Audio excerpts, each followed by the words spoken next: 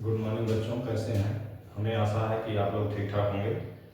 हम भी ठीक ठाक हैं और भगवान से प्रार्थना करते हैं कि आप लोग ठीक ठाक रह के पढ़ाई में व्यस्त रहें, अपने लक्ष्य की तरफ चलते रहें और आपके लक्ष्य को हासिल करवाने में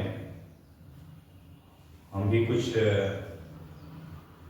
आपका सहयोग कर सकें तो हमारा ये बहुत बड़ा धन्यवाद होगा।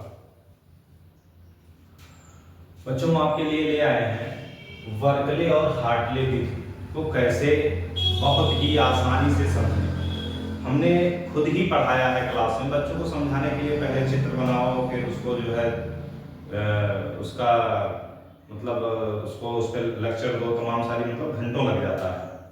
इसलिए हमने पहले चित्र बना लिया है, फिर वीडियो बना रहे हैं।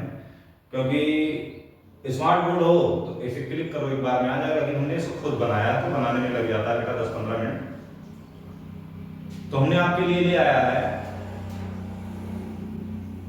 परासरण दाब ज्ञात करने की विधियां।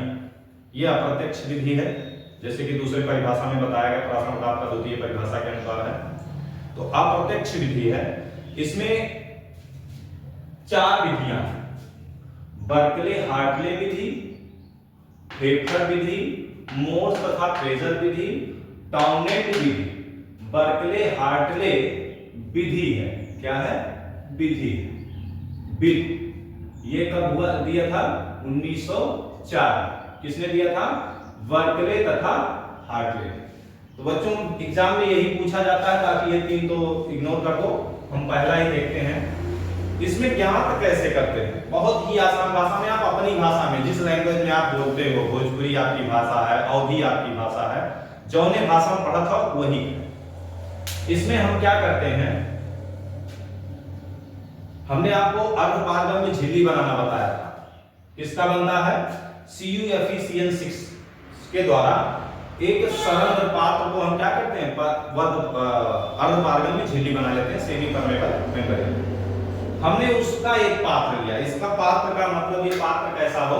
बिल्कुल ऐसा गोल, ऐसा गोल, और ये सरंध्र हो। सरंध्र मतलब छिद्रित, और इसमें जो है वो कॉपर फेरोसाइनाइड का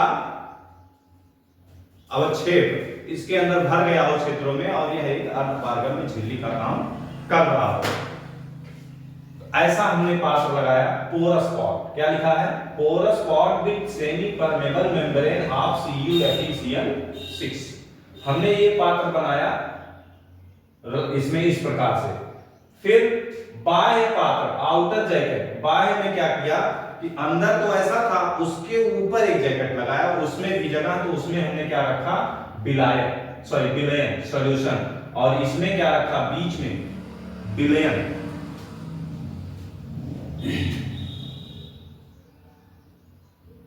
सॉल्यूशन, और इसमें रखा विलायक क्या कहते हैं इसको? सॉल्वेंट। इसमें हमने सॉल्वेंट रखा, वाटर, प्योर वाटर। ठीक है। अब इसका संपर्क हमने एक कैपिलरी ट्यूब, बच्चों कैपिलरी ट्यूब की हिंदी होती है केस नली। केस नली बहुत ही पतली नली। इसमें हमने क्या किया? एक कैपिलरी ट्यूब रखा, इधर हमने रखा वाटर रिजर्वायर, यानी कि वाटर उसमें रिजर्व है, उसके थ्रू हमने फनल लगा के पानी इसमें भर लिया, वाटर को, जल को भर लिया, शुद्ध विलायक को हमने बीच में भर लिया, और दोनों तरफ हमने सॉल्यूशन भर लिया। जैसा कि हमने परासरण दाब जब पढ़ाया तो आपको बताया था कि विलयन के यानी सॉल्यूशन के जो अणु होते हैं वह हमेशा विलायक के अणु उसमें हमेशा जाता रहता है। किसमें? सॉल्यूशन, इस अर्धपारगम की झिल्ली के द्वारा। यानी विलायक के अणु जाएंगे, कब तक जाते हैं? जब तक कि दोनों साइड के विलयन एक जैसा ना हो जाए, एकदम संतृप्त अवस्था में ना, एक मतलब एक बराबर आ जाए, यानी बिल्कुल तनु हो जाए, इस स्थिति तक वो जाते रहते हैं। यानी कि जब ये वाटर है तो सारा का सारा चला जाएगा धीरे धीरे। तो जब ये पानी इसमें जाता है, इसमें या इसमें, इस अर्धपारगम में झिल्ली के द्वारा, ये सरल पात्र हमने लगाया, इसमें जो पानी भरा हुआ है, जब इसमें जाता है तो क्या होगा? यहाँ पे पानी की मात्रा कम होगी, और पानी की मात्रा कम होगी तो ये कैपिलरी ट्यूब नीचे की तरफ आएगी, पानी इसमें नीचे की तरफ आएगी। तो हम यहाँ पे एक पिस्टन लगा रखे हैं, पिस्टन और यहाँ पे प्रेशर गेज लगा रखे हैं, दाब मापी, ठीक है। तो पिस्टन लगा रखे हैं, तो पिस्टन में और दाब मापी भी लगा रखे हैं, तो हम क्या कर रहे हैं, इतना दाब इस पे दे रहे हैं कि इसके अणु, इसके विलायक के अणु विलयन में ना जाए, इतना दाब दे रहे हैं। और उसी दाब, और ये इसकी लेवल को नहीं घटना चाहिए, लेवल वही होना चाहिए जहां स्टार्टिंग में था। तो जहां स्टार्टिंग में था अगर लेवल वही है और हम इसको इतना दाब दे रहे हैं, उस समय हम उस दाब को मेजर कर लेते हैं। क्या करते हैं, उस दाब को नाप लेते हैं, और बच्चों वही होता है इसका परासरण दाब, ठीक है।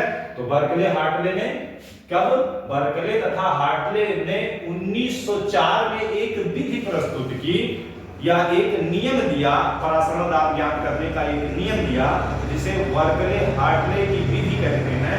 और उसके अनुसार हमने क्या किया, एक पोरस पार्ट लिया, उस पोरस पार्ट में विलायक भर दिया, बगल में विलयन भर दिया, और जब इस सरंध्र पात्र से इसमें विलायक के अणु जाने लगे तो इसका लेवल डाउन होने की कोशिश हुआ। हमने इस दाब को इतना बढ़ाया कि इधर के अणु इधर ना जा पाए और इसका लेवल वहीं रहे, और उस समय हमने जितना दाब लिया था वह दाब मेजर कर लिया। और यही है परासरण दाब ज्ञात करने की बर्कले हार्टले विधि। अगर आपको अच्छी लगे, आसान लगे, तो इसको लाइक करें, शेयर करें, कमेंट करें। केवल और केवल 5 मिनट भी नहीं लगा होगा आपको आसानी से समझने में। और जब आप किताब में देखते होंगे चित्र बना इतना बड़ा, ये क्या, सब छोटा हो गया। तो इस प्रकार से हम क्या करते हैं, बर्कले हार्टले विधि द्वारा परासरण दाब ज्ञात कर लेते हैं बच्चों। ये